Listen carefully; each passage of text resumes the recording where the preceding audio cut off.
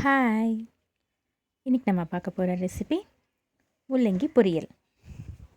சாம்பார் சாதம், தயிர் சாதம் எல்லாத்துக்குமே ஒரு சூப்பரான காம்பினேஷன்.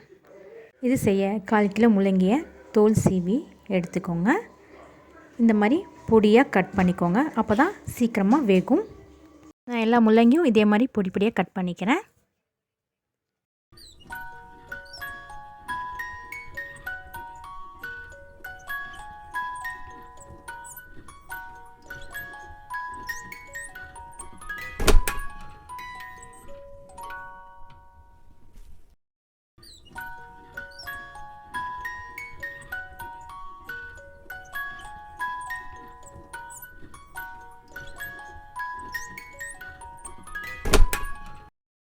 எல்லாத்தையும் பொடியாக நறுக்கி எடுத்துக்கிட்டேன்.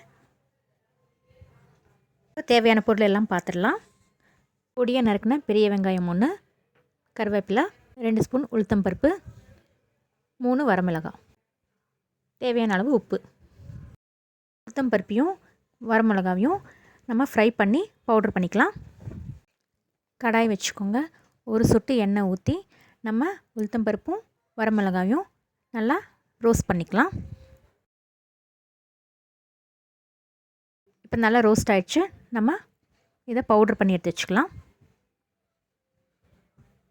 இப்போ கடாயில் 3 ஸ்பூன் எண்ணெய் ஊற்றிக்கோங்க. எண்ணெய் நல்லா சூடானதும் 1/2 ஸ்பூன் உளுத்தம்பருப்பு, கடுகு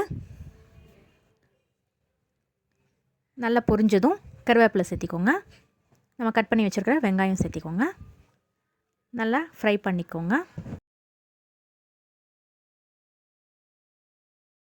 இப்போ நல்லா ஃப்ரை ஆயிடுச்சு. நம்ம கட் பண்ணி வச்சுருந்த முள்ளங்கியை சேர்த்துக்கலாம். மஞ்சள்தூள், தேவையான அளவு உப்பு எல்லாம் சேர்ந்து நல்லா ஒரு வாட்டி கலந்து விட்டுருங்க.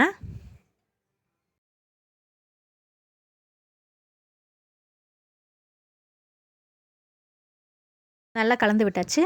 நம்ம 1/4 டம்ளர் தண்ணி ஊற்றிக்கலாம். நல்லா ஒரு வாட்டி கலந்து விட்டுட்டு மூடி போட்டு வேக வச்சுருங்க. 5 மினிட்ஸ் கழித்து திறந்து பார்த்திங்கன்னா ஆஃப் குக் ஆகிருக்கும். நல்லா ஒரு வாட்டி கலந்து விட்டுருங்க.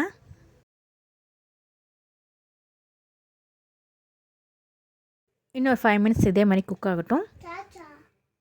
இப்போ ஒரு 50% வெந்துருச்சு.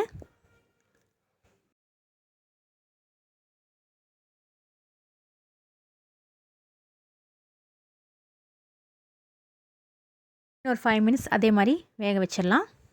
வெயிட் பண்ணுங்கள். இப்போது ஒரு 90% வெந்துருச்சு நல்லா. இப்போது நம்ம தண்ணியெல்லாம் ட்ரை பண்ணணும். இப்போ நல்லா ட்ரை ஆகிடுச்சு. நம்ம அரைச்சி வச்ச பொடியிலேருந்து 1/2 ஸ்பூன் சேர்த்துக்கலாம். நல்லா ஒரு வாட்டி கலந்து விட்டுட்டு எடுத்திங்கன்னா முள்ளங்கி பொரியல் ரெடி. இதே மாதிரி நீங்களும் உங்கள் வீட்டில் ட்ரை பண்ணி பார்த்துட்டு எப்படி இருந்துச்சுன்னு கமெண்ட்டில் சொல்லுங்கள். மறக்காமல் எனக்கு ஒரு லைக் போட்டுருங்க. தேங்க்யூ.